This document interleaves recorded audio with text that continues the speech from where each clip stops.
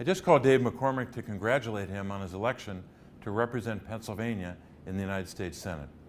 As the first count of ballots is completed, Pennsylvanians can move forward with the knowledge that their voices were heard, whether their vote was the first to be counted or the last.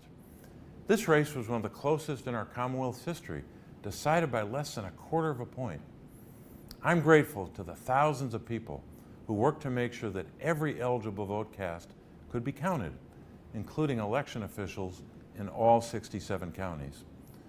When a Pennsylvanian takes the time to cast a legal vote, often waiting in long lines and taking time away from their work and family, they deserve to know that their vote will count. That's democracy.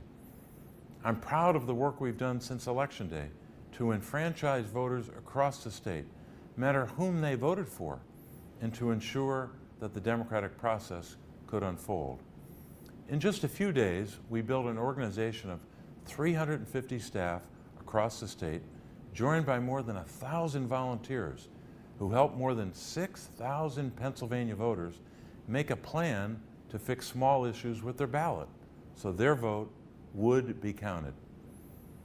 From the 100-year-old woman in Butler County who voted in every election since she was eligible, to the 19-year-old in Montgomery County who cast her ballot for the very first time, we made sure those voices were heard.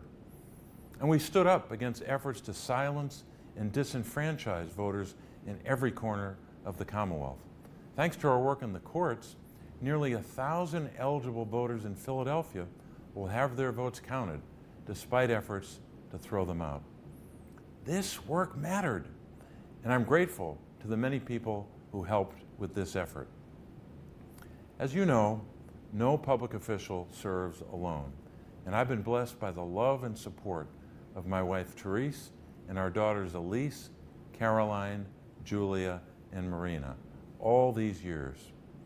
I especially want to thank my campaign manager, Tiernan Donahue, our campaign staff, and our supporters for all the work they did to help my 2024 campaign, and all those who worked on and supported my previous campaigns over the years.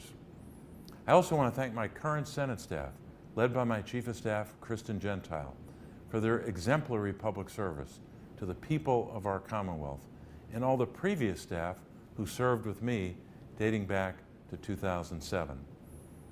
But most of all, I want to thank the people of Pennsylvania for granting me the privilege of serving them for 28 consecutive years in public office as Auditor General, State Treasurer, and United States Senator.